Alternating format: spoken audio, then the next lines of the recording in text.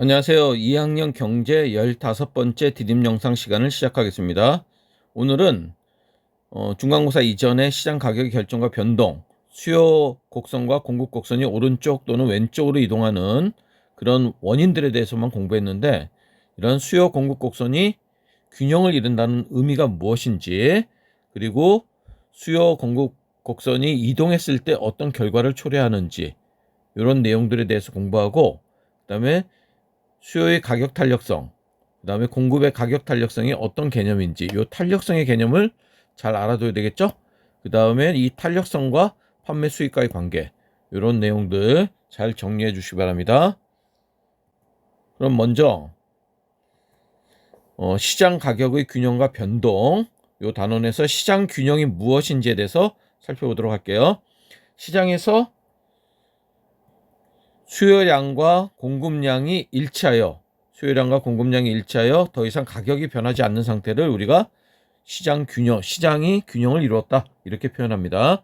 그래서 균형 가격이라는 것은 수요량과 공급량이 일치하는 균형점에서의 가격을 의미하는 거고, 균형 거래량은 수요량과 공급량이 일치하는 균형점에서의 거래량을 얘기합니다. 그러니까 이쪽이 가격을 의미하고 이쪽이 거래량을 의미하는 거죠. 이게 공급 곡선이고 수요 곡선이면, 자, 이렇게 수요 곡선과 공급 곡선이 만나는 점, 요 만나는 점이 바로 이게 수요량과 공급량이 일치하겠죠. 그래서 요 일치하는 점에서의 요 가격대가 P0라고 하면은 이 P0가 바로 균형 가격이 되는 거고, 자, 여기 Q0가 바로 균형 거래량이 되겠죠. 그래서 이렇게 균형을 이루게 되면은 요 균형점에서 잘 움직이지 않겠죠. 움직일 이유가 없기 때문에 어떤 또 다른 요인에 의한 그런 영향으로 인해서 변화하지 않는다면 잘 움직이지 않겠죠, 이 균형점은. 자, 그럼 시장 불균형이란 무엇이냐? 시장 불균형이란 시장에서 수요량과 공급량이 일치하지 않아서 초과 수요나 또는 초과 공급이 발생한 상태를 바로 시장 불균형이라고 얘기합니다. 이 균형점 위쪽은 뭘까요? 위쪽을 여기 보면은 어떻게 됩니까?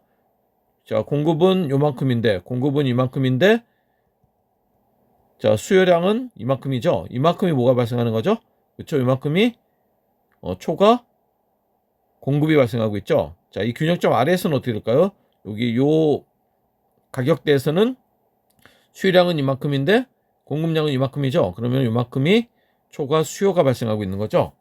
자, 이렇게 초과 수요나 초과 공급이 발생한 상태, 이것을 시장에서 불균형 상태에 있다라고 얘기하는 겁니다. 그래서 특정 가격 수준에서 수요량이 공급량보다 많은 경우, 수요량이 공급량보다 많은 경우, 자, 이런 경우 가격이 어떻게 될까요? 살려는 사람이 팔려는 사람보다 많다는 얘기죠. 그럼 가격이 올라가겠죠. 가격이 올라가기 시작하면 어떻게 될까요? 팔려는 사람은 늘어나고 살려는 사람은 줄어들겠죠. 어느 점까지 이게 이동할까요? 그렇죠. 바로 이 균형점까지 이동하겠죠. 균형까지. 그래서 초과 수요인 경우에는 가격 상승 압력이 존재한다, 이렇게 얘기할 수 있습니다. 그 다음에 특정 가격 수준에서 공급량이 수요량보다 많은 경우, 바로 요 균형점 위쪽이 되겠죠. 균형점 위쪽. 자, 이 경우에는 바로 초과 공급이 발생하는 거고, 이 초과 공급 상태에서는 어떻게 될까요? 팔려는 사람이 많으니까 당연히 가격이 아래쪽으로 움직이겠죠. 가격이 아래쪽으로 움직이니까 팔려는 사람은 줄어들고 살려는 사람은 늘어나겠죠. 그래서 이 균형점으로 이동한다는 얘기죠. 바로 이것이. 그래서 이 균형점에 도달하게 되면은 바로 시장이 균형을 이루게 되는 거고, 이 균형 상태에서는 별다른 요인이 없으면은 이런 균형 거래량과 균형 가격에서 시장이 거래가 된다, 이렇게 얘기하는 거죠. 자, 그래서 이게 교과서에 있는 내용이죠. 시장 균형의 원리를 보면 초과 수요 상태에서는 가격 상승 압력을 받아서 수요량이 감소하기 시작하고 공급량이 증가해서 이 2점, 요 균형점에서 수요량과 공급량이 일치하게 돼서 여기에서 균형 가격과 균형 거래량이 결정된다. 이런 얘기가 되는 거죠. 초과 공급 상태에서는 가격 하락 압력이 발생해서 어떻게 될까요? 그쵸? 수요량이 증가하고 수요량은 살려는 사람들은 늘어나고 팔려는 사람들은 줄어들겠죠. 이 균형점까지. 그래서 수요량과 공급량이 같게 되고 이 균형점에서 균형 가격과 균형 거래량이 이루어지게 된다라는 얘기가 되는 거죠. 자, 그 다음에 자, 시장 균형의 변동을 이란 말이 무엇일까요? 그렇죠. 바로 수요나 공급이 변동하여 그 균형점이 이동하는 것을 얘기하는 거고, 이거는 수요 곡선이나 공급 곡선이 이동하여 그 교차점의 위치가 달라지는 것을 의미합니다. 자, 그래서 우리가 이전에 중간고사 이전에 수요 곡선과 공급 곡선이 이동하는 원인에 대해서 공부한 적이 있었죠.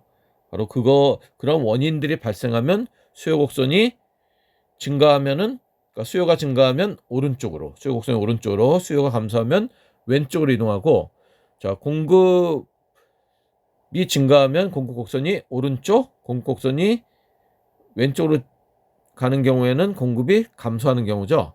그래서 그런 어떤 요인들에 따라서 수요 곡선이나 공급 곡선이 이동하고 그 균형점이 달라지게 된다는 거죠. 바로 그래서 수요 변동 원인을 보면은 우리가 소득 수준이 변화하고 정상제인 경우에는 소득이 증가하면 수요 곡선이 오른쪽으로 이동한다고 그랬죠. 그 다음에 자, 기호가 늘어나면은 수요 곡선이 오른쪽으로, 그 다음에 대체제의 가격이 상승하면 수요 곡선이 오른쪽으로, 보완제의 가격이 하락하면 수요 곡선이 오른쪽으로 가죠. 그다음 미래 가격이 오를 것으로 예상되면 수요 곡선이 오른쪽으로 이동하겠죠. 그리고 인구가 늘어나면 수요 곡선이 오른쪽으로 이동하겠죠.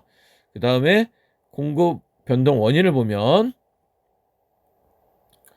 생산 요소 가격이 낮아지면 공급 곡선이 오른쪽에 이동하겠죠. 기술이 발달하면 오른쪽, 그 다음에 공급자의 수가 증가하면 오른쪽에 되고, 미래 가격이 떨어질 것으로 예상되면 어떻게 될까요? 지금 빨리 팔아야 되겠죠. 생산자 입장이니까.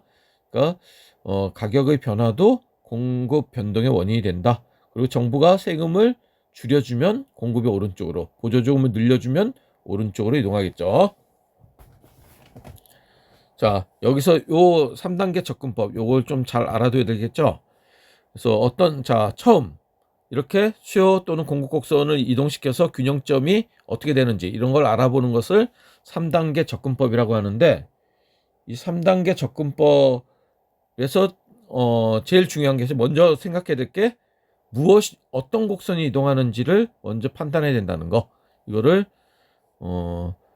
해줘야 됩니다.